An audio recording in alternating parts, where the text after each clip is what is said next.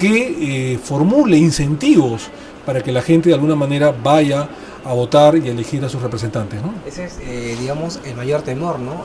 De que la gente no vaya a votar, ¿no?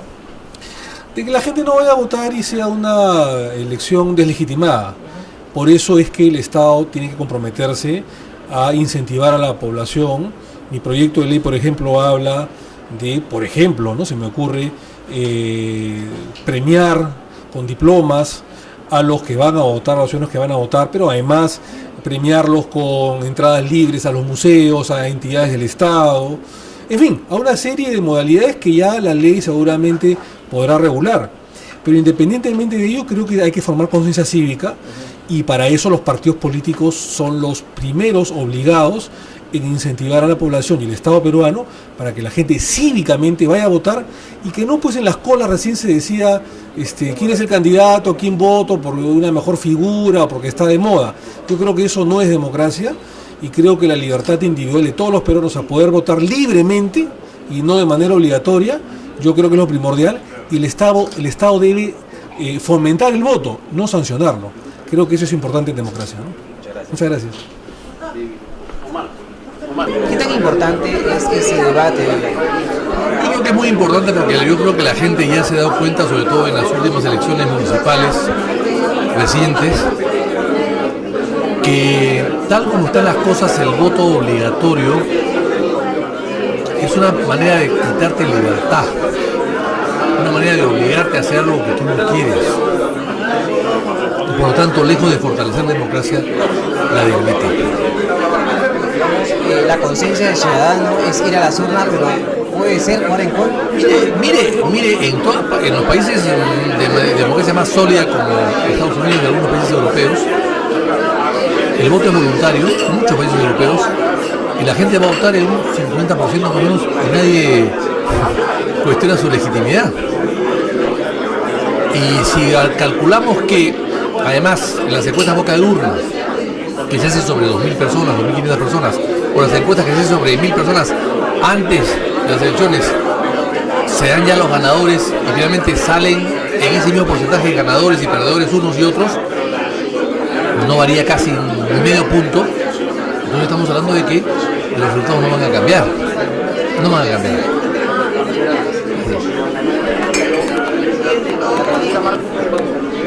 ¿Qué tan importante es esta reunión hoy en lo que es el tema? Sí, bueno, es una oportunidad para juntarnos con técnicos, con personas que están reflexionando sobre un tema que a nosotros nos concierne directamente, no solamente como políticos, sino como legisladores, que es el tema del voto facultativo, ¿no? Y bueno, agradecemos la iniciativa que ha tenido la Comisión de Constitución y el apoyo que recibe de IDEA, el mismo Congreso, de la OMPE, porque creo que este es un debate que nos tiene que enriquecer políticamente. Creo que a partir de este debate tenemos que, los que somos actores políticos, salir con una decisión, que las cosas como están no pueden seguir, algo tiene que hacerse. Es un tema debatible, ir al voto facultativo o mantener el voto obligatorio, pero en todo caso la situación actual no es la mejor. Hay algo que hacer y creo que eso es lo rico de este tipo de encuentros y de intercambios. Y el temor es de que la gente no vaya a las urnas, pero lo importante es el deber ciudadano también. Exacto, yo creo que más que cantidad, ahora que se hablaba de porcentajes, es la calidad, ¿no? Queremos un elector que escoja con calidad, que vaya a la urna convencido y no preguntar en la cola por quién vota, porque se siente prácticamente conminado a ir. Ahora, pero es cierto que hay riesgos. O sea, yo temo el riesgo de los primeros momentos en que se suelte el voto facultativo si es que se aprueba. Un ausentismo que puede dar lugar a discusiones sobre la legitimidad del elegido, ¿no? Entonces, pero de todas maneras yo creo que hay que mirar las cosas a mediano y a largo plazo. Sí, así que me encanta este tipo de debates y reitero, aunque hay posiciones encontradas. Gracias a ustedes. Chao. ¿Qué es este debate, el voto facultativo? Bueno, la importancia radica en que esta es la esencia de la democracia. hay que debatir si realmente el Perú está en condiciones de adoptar un voto facultativo o todavía debe mantenerse el voto obligatorio.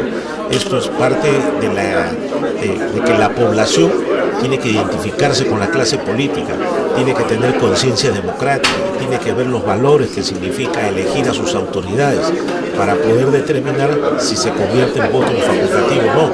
Yo por el momento creo que aún no se debería implementar. Teóricamente puede ser un buen mensaje democrático, pero en la práctica creo que el Perú aún no está preparado para llegar al voto facultativo. ¿Es el momento del civismo de cada uno de nosotros? Creo que sí, creo que es la conciencia democrática de cada uno, el civismo, los valores, que la gente quiera participar de la elección, porque nosotros vemos que por la práctica se eligen a los parlamentarios, por tomar un ejemplo político, y a los 2 o 3 meses están que quieren hasta cerrar el Congreso, los critican y dicen comechaos y que se vayan de acá, ¿no? Entonces yo creo que hay que crear una conciencia cívica, hay que fortalecer los partidos políticos, hay que ver mecanismos fuertes y sólidos que ayuden a que la democracia siempre prime. ¿Cuál sería el mayor temor? Bueno, aparte de la falta de legitimidad, que es la que todos hablan, porque habría mucho ausentismo y serían pocos los que eligen, creo que el voto facultativo haría que la gente tal vez le dé importancia más a otros temas antes que elegir. Porque como no se siente identificado con los partidos, como hay tanta cantidad de partidos, como no todos llegan a la raíz del pueblo, entonces la gente no le da el interés necesario. Ese es el riesgo. Congresista de la República del Perú para el periodo 2011-2016. Estamos a la espera del congresista Javier Velázquez Quesquén. Mientras tanto, anunciamos también la presencia del doctor Raúl Castro Estañaro, militante del Partido Popular Cristiano. Desde mayo de 1980 fue secretario nacional de política del Partido Popular Cristiano entre 1992 y 1999, secretario nacional de movilización entre 1986 y 1988 y jefe del Comando Nacional de Campaña entre 1988 y 1992, secretario nacional de política en 2 periodos, vicepresidente en las gestiones de Ángelo Flores Arauz y Lourdes Flores Nano, secretario general del Partido Popular Cristiano en la gestión de Lourdes Flores Nano, fue elegido congresista de la República por Unidad Nacional en las elecciones generales del Perú del 2006. En la actualidad es presidente del Partido Popular Cristiano. El ingeniero Juan Cheput Moore, ingeniero industrial y político, desde el año 1998 es militante activo de Perú Posible, es miembro de la Comisión Política. En el año 2001 fue designado consejero presidencial en asuntos políticos durante el gobierno del presidente Alejandro Toledo. Posteriormente fue jefe del gabinete de asesores del Ministerio del Interior 2004 y ministro de Trabajo y Promoción del Empleo, cargo que ocupó en los gabinetes presididos por Carlos Ferrero y por Pedro Pablo Kuczynski.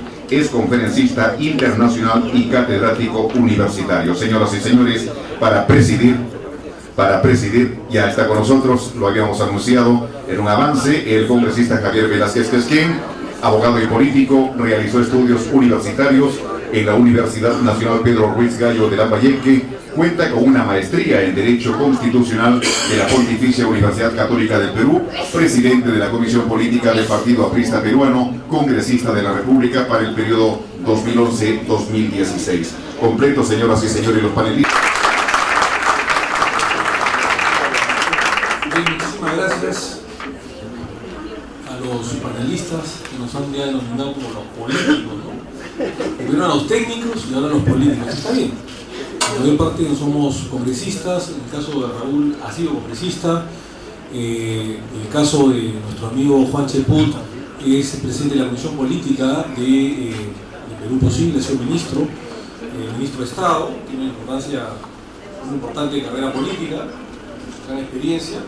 Para mí es un honor tenerlo a todos ustedes, no sin antes agradecerle, como no, a mi amigo Percy Medina de Idea Internacional por haber colaborado de manera auspiciosa, exitosa con este magno evento, que además tenemos un auditorio lleno desde principio a fin.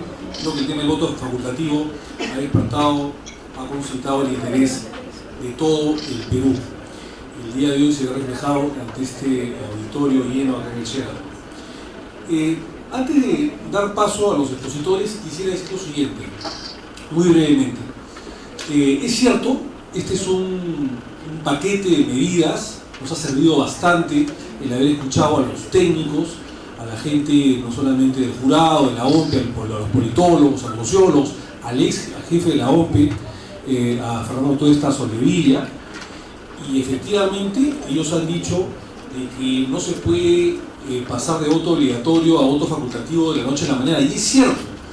Y esto en la presidencia de la Comisión de Constitución que nos honra dirigir, estamos abocados, hemos presentado un paquete ambicioso de reformas constitucionales, de reformas políticas del Estado, que no solamente conllevan al voto facultativo, al voto voluntario, sino también a lo que hemos denominado nuestro buque insignia. Y aquí sí creo que la mayoría estamos de acuerdo, que es el tema regresar al Senado de la República, al sistema bicameral, y cómo no también revisar el voto, la eliminación del voto preferencial, sancionar el transfugismo parlamentario, ver si es posible o no los distritos uninominales a partir del próximo año, que lo vamos a debatir en la Comisión de Constitución, repito, sancionar el transfugismo parlamentario, y cómo no también algo que se ha dicho ya hace mucho tiempo, que se ha aprobado en la Comisión de Constitución ya hace varios meses, en nuestra Comisión de Constitución, el financiamiento público estatal a los partidos políticos para mejorar los cuadros partidarios, para la formación de bases partidarias en todo el país, sobre todo en los lugares más recónditos, para mejorar las canteras políticas dentro de los partidos políticos, que finalmente van a llevar a toda esta reforma y, cómo no,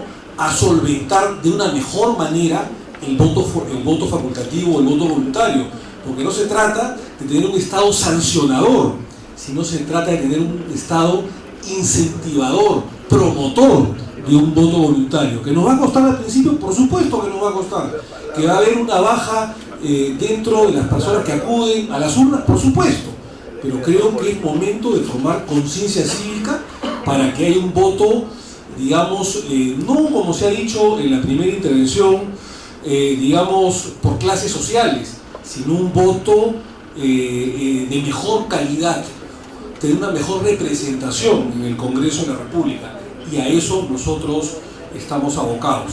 Y finalmente decir, antes de pasar al panel, que hay 4 proyectos de ley en nuestra Comisión de Constitución, 4. Uno es el del congresista Víctor Andrés García Belaunde, que lo ha presentado allá por el 2008 más o menos, ¿no? Aproximadamente. El del congresista Humberto Lay, de quien habla, presidente de la Comisión de Constitución. Yo presenté mi proyecto de ley sobre creando incentivos para los votantes y eliminando el voto obligatorio en marzo del presente año, ¿no es cierto? Y finalmente el del congresista Daniel Mora, que es el último que ha llegado hace una semana, 10 días, a la Comisión de Constitución. Seguramente haremos un estudio, un análisis, una evaluación, un debate, después presentaremos una fórmula legal, un dictamen, un predictamen primero, y pasaremos a una votación para ver si estamos preparados en el Congreso de la República de la Nación para aprobar el voto facultativo.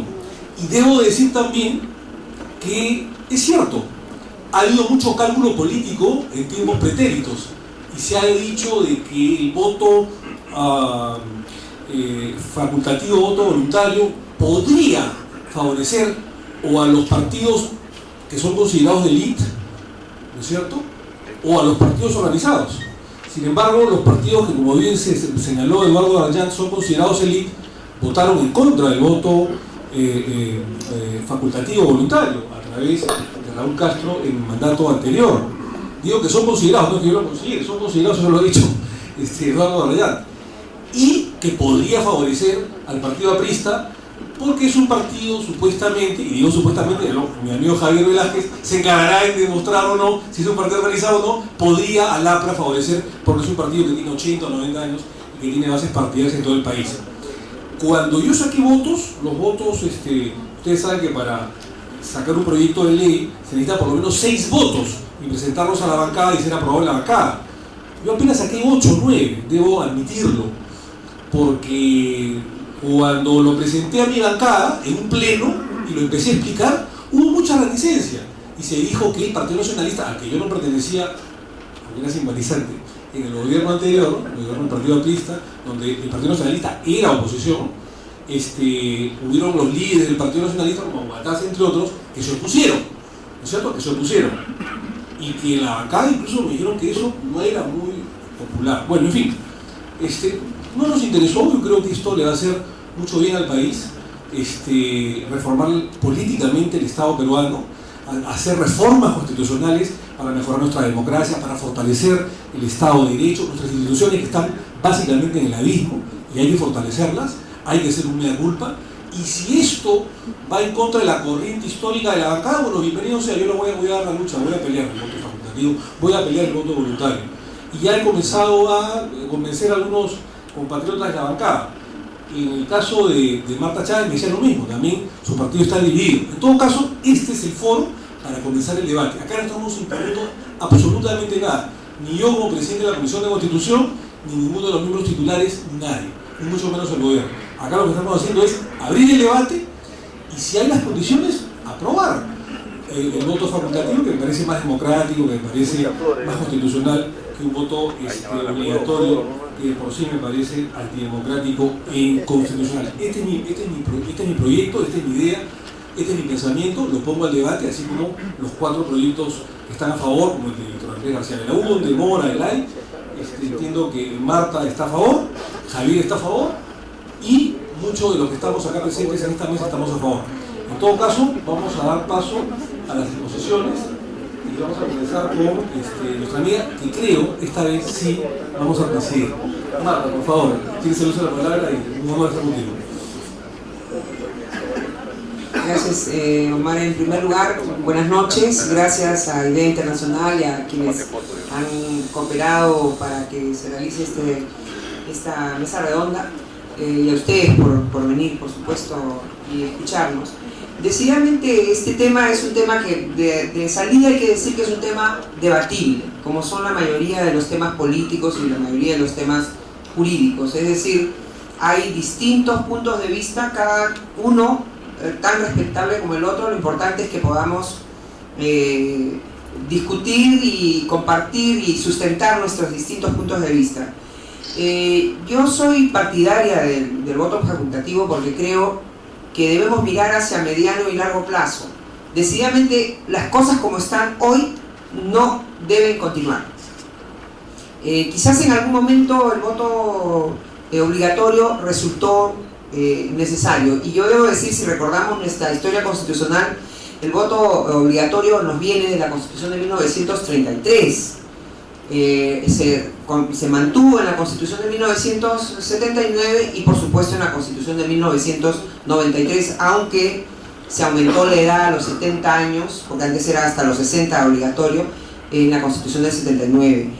En esos momentos quizás la idea era que en la Constitución se estableciera esa obligatoriedad, pero yo creo que ha generado, y coincido con este concepto de el ausentismo selectivo que planteó el politólogo Darían, pero al revés de lo que él señala. Yo creo que hoy hay un ausentismo selectivo más bien de parte de las personas que sí pueden pagar una multa, ¿no? Y se excusan de ir a votar, y en cambio las personas que no tienen dinero para pagar la multa tienen que ir, a pesar de que inclusive no están preparados ni interesados ni se sienten representados por las opciones políticas que están en juego. Y entonces vemos lo que la prensa nos señala, ¿no? Que la gente a veces va y en las colas mismas pregunta al vecino de la cola: ¿y tú por quién vas a votar? Y muchas veces decide su voto así. Entonces eso no es calidad de ciudadanía, eso no es calidad de compromiso. Ahora, cambiar a un voto facultativo también tiene sus bemoles. Yo soy particularmente sensible a las dificultades que pueden resultar de las primeras elecciones en las cuales se aplique el voto facultativo. Yo creo que teniendo un esquema donde hay 16 o 20 partidos políticos que participan, no estamos en un sistema bipartidista o con 3 partidos o con 4 como suele haber en otros países. Acá tenemos listas parlamentarias de 22 partidos o candidatos presidenciales de 17 partidos, y entonces en ese contexto yo sí creo que una primera elección o unas primeras elecciones con el voto facultativo podrían dar lugar a un cuestionamiento sobre la legitimidad. Sobre todo, no tanto del presidente, porque no se olviden que el presidente se elige en segunda vuelta. Si no consigue la mayoría absoluta, o los 50, más del 50%, hay un balotaje, una segunda vuelta. Por lo tanto, de todas maneras, en esa segunda vuelta el presidente va a recibir una votación representativa. Pero en el caso de los congresistas, por ejemplo, yo creo que puede ser algo complicado. Pero creo que si miramos a mediano y a largo plazo, es un riesgo que debemos correr. Y sobre todo cuando lo atamos a otros cambios. Ya se ha mencionado un tema muy importante, que es el financiamiento de los partidos políticos. Hoy, como existen el sistema de partidos políticos a su propio aire, con sus propios recursos y sujetos a una serie de peligros de dinero, de narcotráfico, de dinero de la corrupción detrás de los partidos, es un peligro. Pero si logramos lo que comentábamos con Omar, ya se aprobó en la Comisión de Constitución la modificación a la ley de partidos políticos para establecer el financiamiento a los partidos. Pero no hay, parece, un consenso tampoco en el grupo que dirige el Congreso, al que pertenece Omar, y no se ha planteado, no se ha puesto. Ahora, ahí también hay otro tema, hay cierto resquemor. Se piensa, y creo que los presidentes a los cuales desde el año 2004 se les ha tratado de empujar a que hagan efectivo este financiamiento, han tenido temor de qué dirá la población. Se entiende que en un primer momento la población va a decir: no me gusta que mi plata vaya a financiar a estos sinvergüenzas de los partidos políticos. Es así, pero yo creo que a la larga va a terminar aceptándose, y más bien va a ser un estímulo para que la gente común intervenga, porque va a decir: mi plata está ahí en el sistema de partidos políticos, mejor que yo también participe y trate desde dentro de cambiar las cosas. Entonces, hay una serie de otros aspectos que se tienen que atender en relación al voto facultativo. No es un tema que pueda ser considerado aisladamente. Yo creo que tiene que mirarse otros aspectos. El caso, por ejemplo, con voto facultativo, ¿qué pasaría con los miembros de mesa? Yo no termino de responderme esa pregunta. ¿Cómo haríamos? Acá tengo a mi lado a mi compañero en el Congreso, no mi compañero de partido, por si acaso, Javier Velázquez, que siempre se dice que el partido aprista es el más organizado.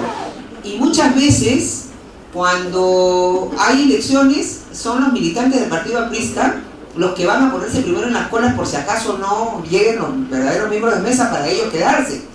Esa puede ser un mecanismo, que incluso los partidos acrediten un número de personas, ¿no? O los ciudadanos que realmente están interesados se inscriban para poder asumir esa responsabilidad, ¿no? Pero lo cierto es que se plantean una serie de aspectos cuando pensamos que debemos cambiar el voto obligatorio al voto facultativo. Pero creo que es un tema que vale la pena arriesgar. Al interior de mi grupo político no tenemos una posición tomada. Hay distintas opiniones, ¿no? Yo no vengo trayendo la opinión de mi grupo político, son distintas las opiniones. Mi voto sí es por el voto facultativo, pese a que, reitero, en un sistema donde hay muchos partidos políticos puede haber de inicio un problema de legitimidad. Pero creo que vale la pena que lo enfrentemos a fin de buscar la calidad del elector, la calidad del voto, más que la cantidad. Esto creo que es lo que puedo decir, si es que estoy dentro del tiempo. Gracias. Muchas gracias, Marta. Quiero decir que empezar el proyecto de ley y dirigir la Comisión de Constitución, tampoco traigo la voz de mi partido con este proyecto. Es absolutamente personal y más bien estoy tratando de convencer uno por uno. Javier, hizo la plata. Muchas gracias. Primero quiero saludar a mis colegas parlamentarios, a los dirigentes, altos dirigentes de los partidos democráticos que esta noche nos acompañan en este panel, a los participantes, porque me parece muy importante que haya este interés por tratar un tema central en lo que debe ser un compromiso de transformación del sistema político, y que no solamente el escándalo el escándalo pueda convocar a la gente. Y me parece que ese es el gran aporte que hace la comisión que preside Omar, de que ya el solo hecho de que haya esta participación para debatir un tema de esta naturaleza, ya de por sí le da un resultado positivo. La posición que ha tenido el APRA siempre ha sido la misma, ha sido histórica. Hoy podemos decir, por ejemplo, que el marco constitucional del año 93 ha permitido importantes reformas en el ámbito económico y también en el ámbito social. Y ese es el contexto en el que tenemos que ver al país ahora para poner en el centro del debate de la gran reforma política que se ha planteado un tema puntual como es el tema del voto voluntario. Hemos crecido durante 20 años y fíjense ustedes cómo el país es diferente al país que se concibió en el año 93 con la Constitución del año 93, también con la del 79. Algunos compañeros de mi partido me cuestionan porque defiendo el marco constitucional que tuvo la Constitución del año 93, porque los resultados son los que reflejan la importancia o no de ese marco constitucional. Fíjense, las reservas internacionales netas en 1995 en el país eran 6.600 millones de dólares. Hoy día tenemos un país, al 2013, con 68.000 millones de dólares de reservas internacionales netas. Hemos abatido drásticamente la pobreza. 29 puntos la hemos disminuido. El 2001 era el 54.8% y hoy la pobreza es el 25%. La pobreza extrema. El 2001 era el 24.4%. Y hoy día la pobreza extrema está por debajo del 7%. Hoy la clase media en el Perú, que es la que sostiene como palanca importante este proceso de cambio económico y de progreso social que vive el país, alcanza más del 50% de la clase de la población económicamente activa. Pero el entorno económico va bien, el entorno económico también que lo acompaña, pero algo está mal en el entorno político. Entonces, necesitamos enfrentar una reforma política donde el voto voluntario es un tema muy puntual. No resuelve el problema de la crisis, de la crisis que vive hoy día el sistema político. Ya hemos hablado del tema de la bicameralidad como una opción política para mejorar los sistemas de representación. Hemos planteado el tema de la renunciabilidad de los congresistas. Hemos planteado el tema de acercar al congresista al ciudadano, por ejemplo, eliminando la inmunidad de proceso que algunos la usan para poderse librar de los procesos que tienen cuando son autoridades previamente a ser elegidos congresistas. También tenemos que enfrentar la reforma política de forma integral, incorporando constitucionalmente la democracia en la vida interna de los partidos. La única posibilidad de acabar con el voto preferencial que ha pervertido la forma de hacer política y que ha generado estos niveles de descrédito de la política tiene que ser reemplazada por un modelo de democratización constitucional de la vida interna de los partidos. Que los organismos electorales no solamente sean supervisores, sino que sean los que organicen, lleven adelante los procesos electorales internos de los partidos y que esos resultados sean vinculantes. Si queremos acabar con el voto preferencial y también resolver el tema de la representación, creando distritos, subdistritos electorales. No creo en los distritos uninominales porque creo que son concepciones de estados federales que el Perú no es el modelo político de desarrollo. Entonces, primero para no hacer infructuoso este debate, se tiene que generar un amplio consenso. En el Parlamento se necesitan las 2/3 partes de los votos de los señores congresistas, y si no promovemos un consenso para hacer esta reforma puntual, el debate será infructuoso en el Parlamento, pero muy importante que esto se tome como un tema de ciudadanía. Ya en el gobierno del presidente Toledo hubo una ocasión en la que se planteó este debate, y el APRA en ese entonces planteó que si no podíamos arribar a una reforma constitucional porque se necesita una mayoría reforzada, podríamos, por ejemplo, disminuir la multa al pago de un sol simbólico y en la práctica a través de una ley ordinaria. Y luego en el gobierno pasado, el gobierno nuestro, 2 ocasiones se planteó el tema voluntario, y me parece que el acuerdo del Partido Nacionalista, el PPC y el Fujimorismo no solamente fue para elegir a los miembros del Tribunal Constitucional, ya desde ese entonces se ponían de acuerdo. Sus votos de ellos impidieron que se sacara adelante esta reforma. No le quiero poner ningún adjetivo, porque es un debate respetuoso. Por eso es que si no hay diálogo, no hay posibilidad de llegar adelante. Tampoco era el debate. Bueno, no es verdad tampoco que recién la clase política enfrenta el problema de la reforma. El problema de la reforma política, dígase, quien la toma seriamente es el gobierno transitorio del doctor Valentín Paniagua, en el año 2001, cuando se genera esta comisión especial que estudia las bases para la reforma de la Constitución. Y luego de importantes aportes de estudiosos del derecho constitucional, de los derechos humanos, alcanzaron toda una propuesta. Esta fue discutida ya en el gobierno del presidente Toledo cuando Henry Piz presidía la Comisión de Constitución, y nuevamente esta propuesta no prosperó. Pero creo que ahí cometimos un error los que participamos en ese Parlamento. El planteamiento de ese entonces era hacerle una reforma integral y total a la Constitución del año 93. Y creo que el enfoque debió ser hacer reformas puntuales que refuercen. Si el modelo económico, si la Constitución económica estaba dando resultados, había que enfrentar puntualmente temas de reforma política. Me parece que es un reconocimiento de un error el haber planteado una reforma integral en ese entonces.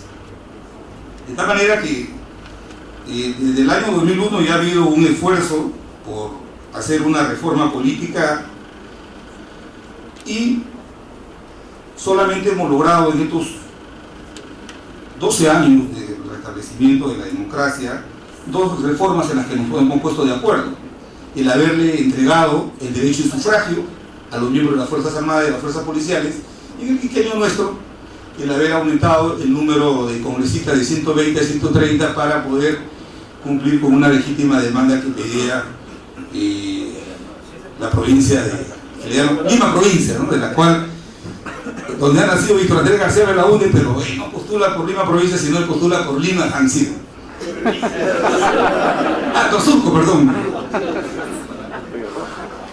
Entonces, sí ha habido un esfuerzo para hacer la reforma política, pero yo creo que tenemos que ir a buscar un amplio consenso. A mí me parece muy madura, muy reflexiva la posición de Marta Chávez, de entender que en el mediano y largo plazo la condición de ciudadanía no se mejora con que el voto sea obligatorio o sea voluntario.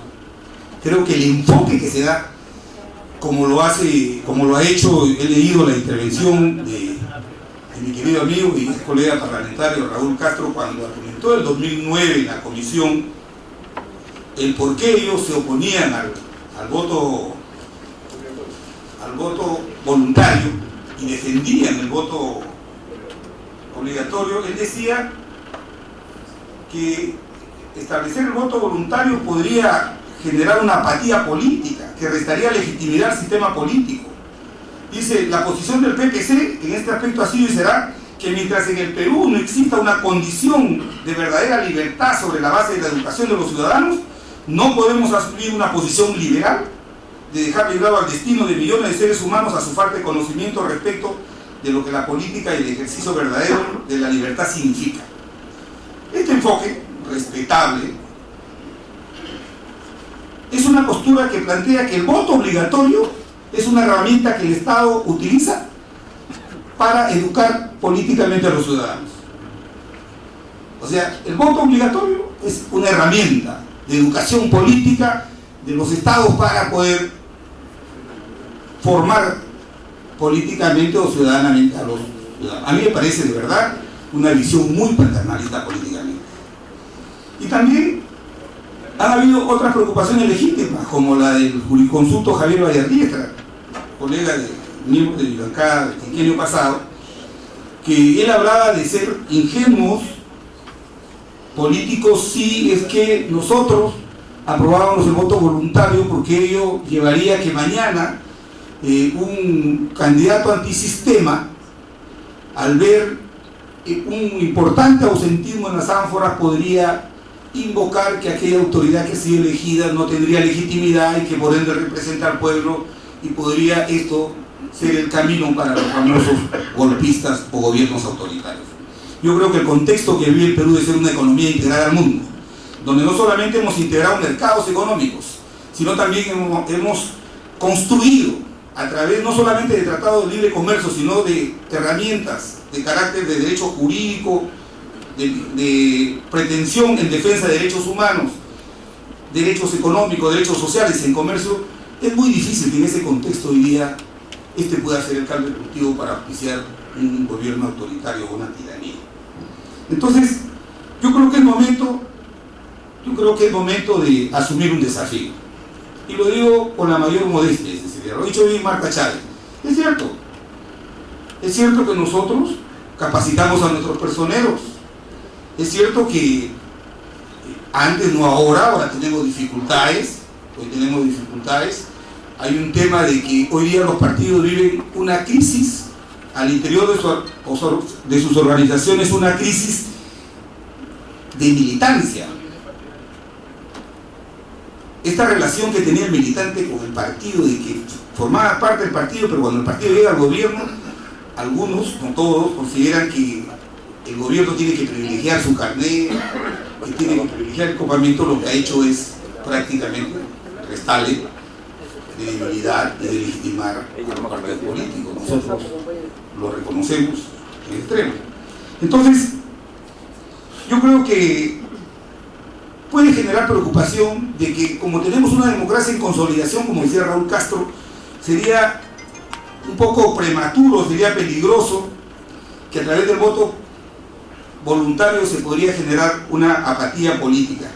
Pero los tres argumentos que se han dado, la verdad que no se han verificado, no son verificables empíricamente. Por decir que esto afecta a los grupos vulnerables, no se ha verificado.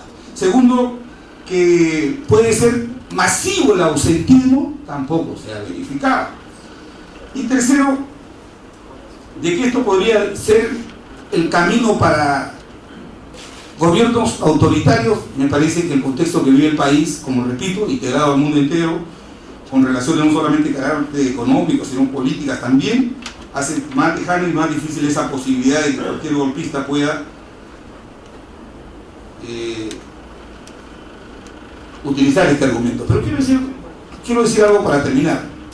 Se dice que esto puede erosionar la legitimidad de una autoridad. Todos los que estamos aquí somos parte de un parlamento que hemos sido elegidos por el voto obligatorio. Y si de legitimidad social hablamos, este parlamento tiene 11% de respaldo. El presidente Humala, que es presidente elegido por el voto obligatorio, en 10 meses se ha caído en las encuestas de 29 puntos. Y a mí me parece que todavía en el tema del político nos hemos quedado congelados. La gente ya sabe votar, queridos amigos. Miren ustedes la revocatoria a la alcaldesa de Lima. La gente votó para que no la revoquen a ella, pero sí revoquen a sus regidores. Y cuando han ido a las elecciones complementarias, se ha expresado esa misma voluntad. Entonces, ¿de qué estamos hablando? Estamos hablando de un tema que algunos partidos no queremos asumir. Tenemos que ser partidos escuela, pues. Tenemos que ser partidos escuela, y ese es el desafío que el APRA renueva ahora. Ahora, en este siglo XXI, con todas las dificultades que tenemos, creo que tenemos que ir a un esfuerzo de promover partidos escuela. Hoy día, no quiero ofender a nadie, pero hoy día hay partidos que están asociados no a una ideología, sino a intereses de carácter patrimonial, por decirlo bien. Ese sistema de partido va a ser el que va a sostener este crecimiento sostenido de 20 años, este va a ser el que va a construir la prosperidad de los peruanos, ya acercándonos a celebrar el bicentenario. Yo creo que no.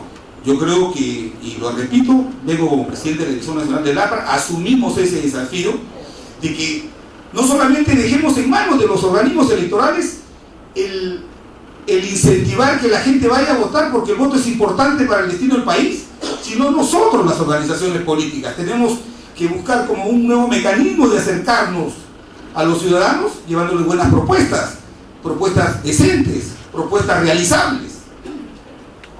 A eso le queremos sacar el cuerpo, a eso queremos renunciar los partidos políticos, a dejar librado que solamente el jurado o los órganos electorales lo hagan. Yo creo que no, el partido, para terminar, asumimos este desafío, y yo creo que el único argumento que se ha dado es que esto le restaría un poco de recursos al Jurado Nacional de Elecciones y a la OMPE.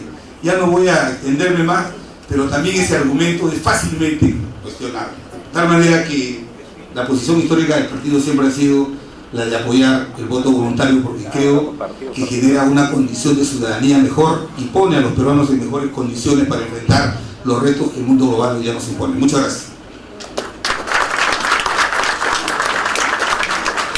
Agradeciéndole a Javier Velázquez, que es representante y congresista del APRA, por su importante intervención, aunque llamarle la atención por el exceso de minutos, pero no importa, no importa.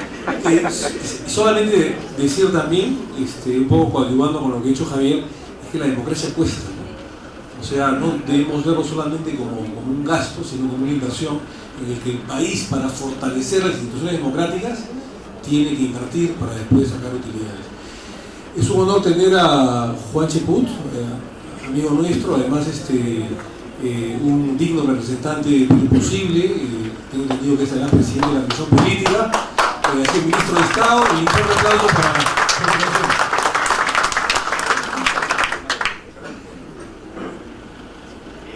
Muy buenas noches, Omar, un saludo para todos los distinguidos miembros de esta mesa y el Congreso. No se escucha. Audio.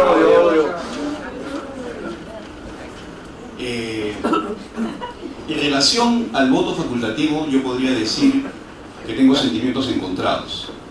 Si bien es cierto, hace unos años yo era un entusiasta defensor del voto facultativo, la observancia de cómo opera, cómo funciona en otros países, hoy ha puesto mi juicio en cuestión. Y me refiero específicamente a los casos que he tenido la oportunidad de observar personalmente, tanto en Colombia como en Chile. Países en los cuales en estos momentos el voto no es obligatorio. Y sin embargo, hoy, como consecuencia de sendos procesos electorales, están en un proceso de revisión para volver al voto obligatorio. Yo todavía no he tomado una decisión. Como político y hombre de acción, me corresponde empaparme más sobre el tema. La realidad peruana indiscutiblemente no es igual que la colombiana o la chilena.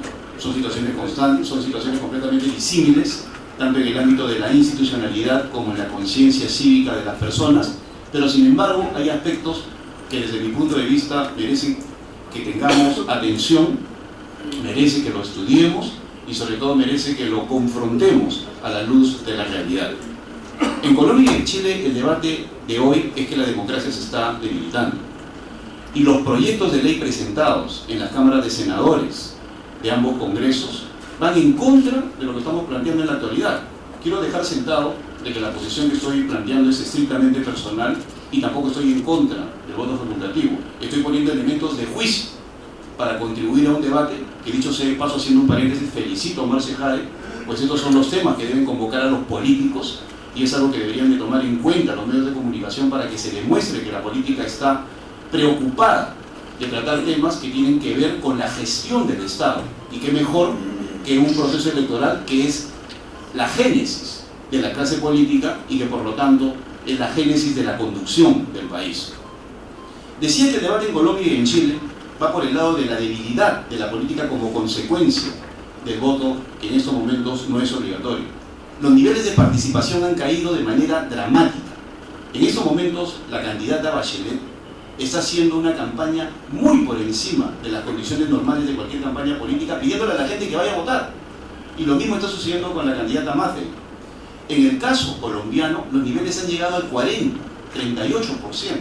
Si bien es cierto, en algunos lugares se podría justificar el hecho de que el voto sea no obligatorio, como es el caso de las zonas dominadas por las FARC, en las cuales ir a votar es prácticamente una sentencia de muerte, se ve de que hay una propensión en las zonas urbanas a no querer votar, porque eso va de la mano del desprestigio de la política.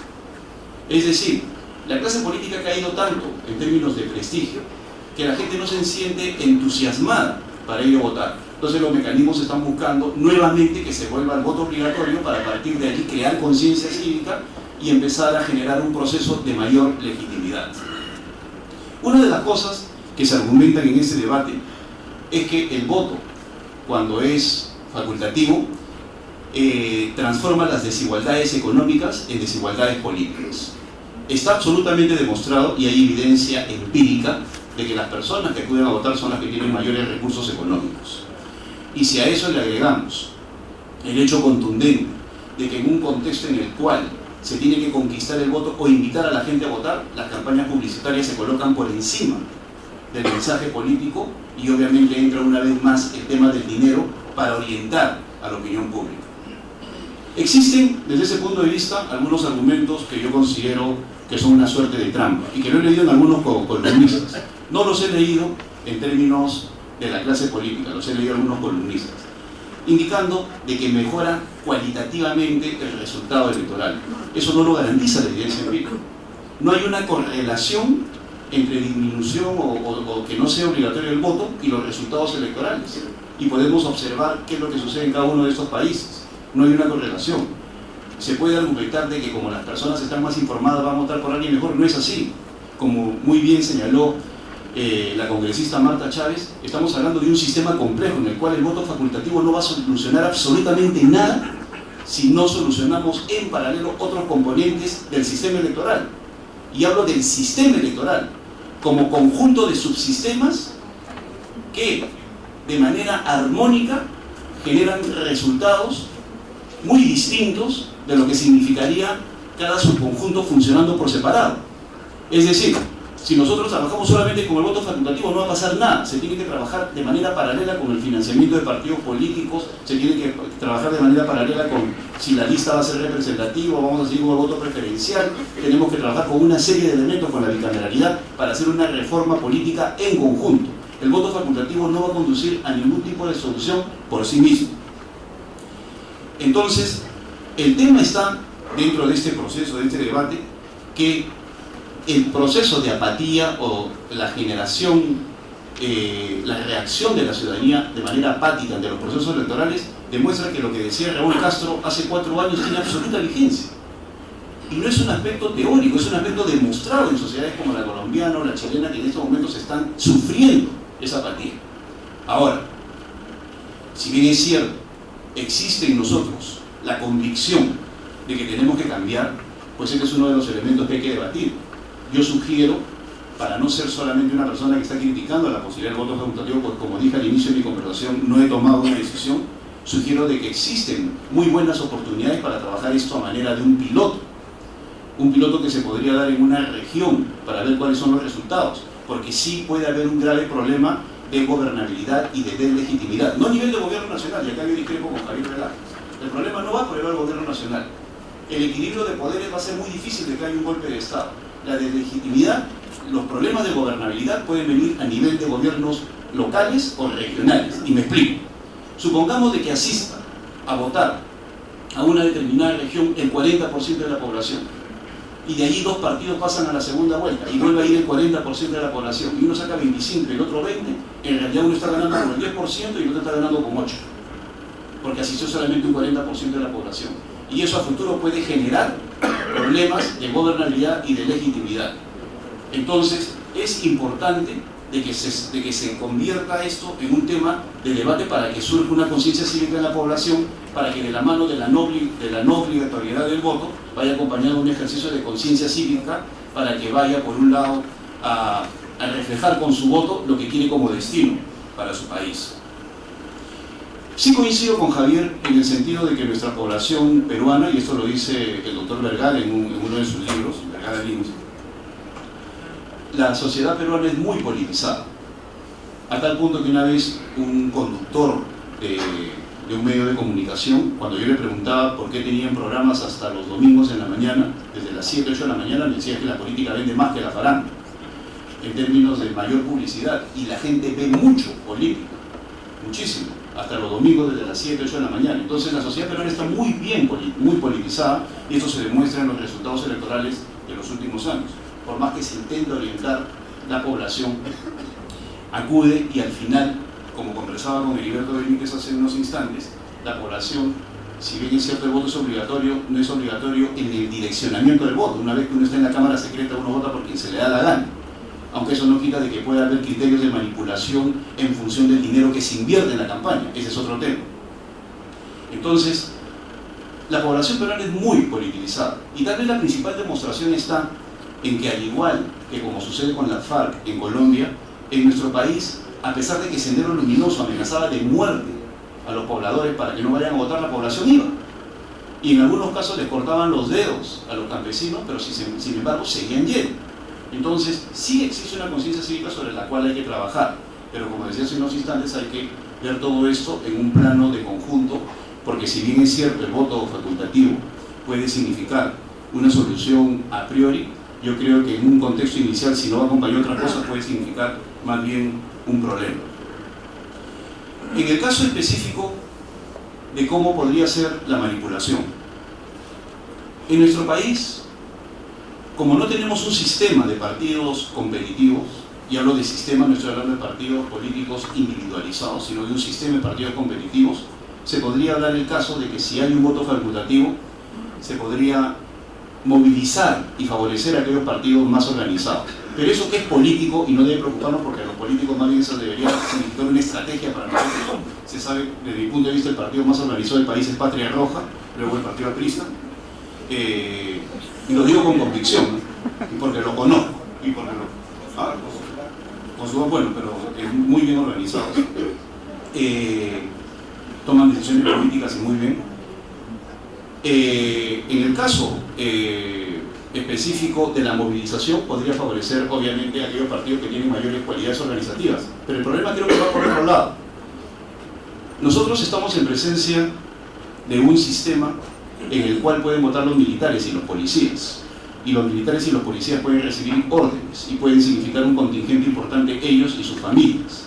Entonces es un elemento que también hay que tomar en cuenta en el caso de que el voto sea facultativo. La movilización de nuestras Fuerzas Armadas y Fuerzas Policiales direccionadas por algún poder, no necesariamente del gobierno central, sino simplemente de intereses que pueden surgir de los poderes fácticos. Por eso, para finalizar, el tema, creo yo, va por la discusión. ¿Que tiene elementos positivos el voto facultativo? Por supuesto que los tiene. Por eso considero yo que desde el punto de vista de su implementación o discusión, y esta es una cuestión que no había escuchado tratar a los señores que estuvieron en la mesa anterior, bien podríamos trabajar con un esquema de pilotos tal como se ha hecho en el ámbito jurídico para cambiar el Código Civil, ver cómo funciona en determinadas regiones y sobre todo recuperar lo que muy bien señalaba Javier Velázquez, recuperar el sentido de la política como docencia.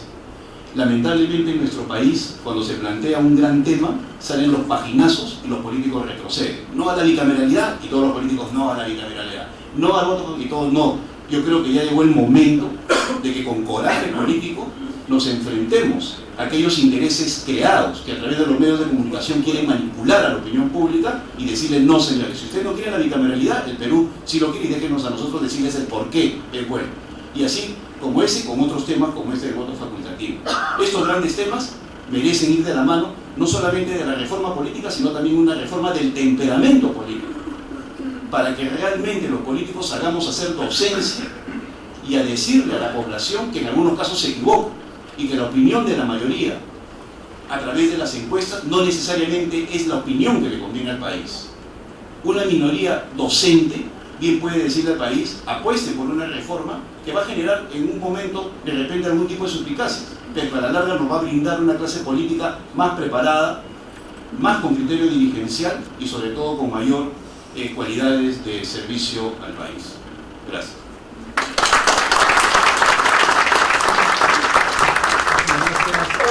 Muchas gracias a la exposición brillante de Juan Cheput. Y ahora damos paso, por el término de 10 minutos, al congresista Heriberto Benítez Rivas, representante de Solidaridad Nacional y además congresista por dicha bancada. Heriberto, tienes la palabra. Muchas gracias por tu presencia. Muchas gracias. Muy buenas noches a todos los presentes. Creo que la sola presencia de múltiples ciudadanos demuestra el interés y la importancia de un debate de esta naturaleza. Yo creo que, dado el tema que nos toca hablar sobre organizaciones políticas y voto facultativo, una primera pregunta que nos deberíamos hacer todos es, en nuestro país, ¿con qué finalidad se construyen partidos políticos? ¿Para hacer realmente docencia y actuar con decencia? ¿O es que acaso en muchos casos los partidos se construyen solo para participar del proceso electoral? Porque hay que reconocer que cuando se acerca la fecha de las elecciones aparecen cantidades de partidos y se ofertan candidaturas y postulaciones por doquier, pero cuando termina el proceso electoral los partidos se extinguen. Incluso uno se pregunta, ¿y dónde queda el local de tal partido? No hay, está cerrado, solo atiende cuando hay elecciones.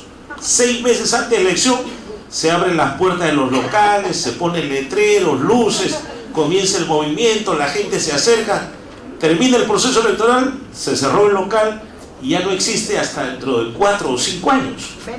Entonces la primera pregunta que nos deberíamos hacer es, ¿para qué se busca crear partidos políticos? Yo, de una investigación que pude hacer en mi primer periodo parlamentario, pude comprobar que hay algunas agrupaciones, algunas, no digo todas, que utilizan los partidos políticos como un negocio. ¿Y negocio por qué? Porque le cobran a los candidatos por estar en la lista. Hay algunas agrupaciones que dicen, tenemos primero un proceso electoral municipal, regional y después de elecciones generales. ¿Cuántos candidatos se presentan a nivel nacional? ¿Cuánto algunos partidos cobran por querer integrar la lista?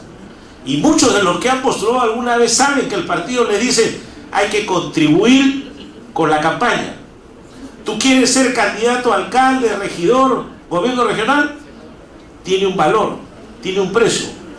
Y hay algunos candidatos o algunos creadores de partidos políticos que viven de eso. Durante 3 años sacan firmas, inscriben el partido, venden los cupos, de repente ninguno ingresa, se acabó el partido, al próximo periodo lo venden nuevo a los mismos sacando firmas para otro partido. Entonces esa es una primera deficiencia o defecto que hay en quienes quieren ejercer política, que deberíamos modificarle y cambiarlo, es cierto, que deberíamos ver en la ley de partidos políticos si eso se mejora, es cierto. Entonces, ¿para qué queremos partidos políticos? Para que hagan vida política, para que durante todo el año estén funcionando, estén trabajando, tengan escuelas de dirigentes, hagan que la gente visite sus locales, participe, opine, declare, escriba, haga eventos. Eso es lo que deberíamos hacer en los partidos políticos, para que estos se fortalezcan y cuando viene un proceso electoral salgan quienes realmente pueden representar a ese partido político. Porque una segunda situación preocupante que existe es que en muchos casos se presentan las listas y ¿quién asume la responsabilidad de los candidatos que se presentan? Tiene que ser los partidos, porque las personas no van directamente al Jurado Nacional de Elecciones a escribir su candidatura.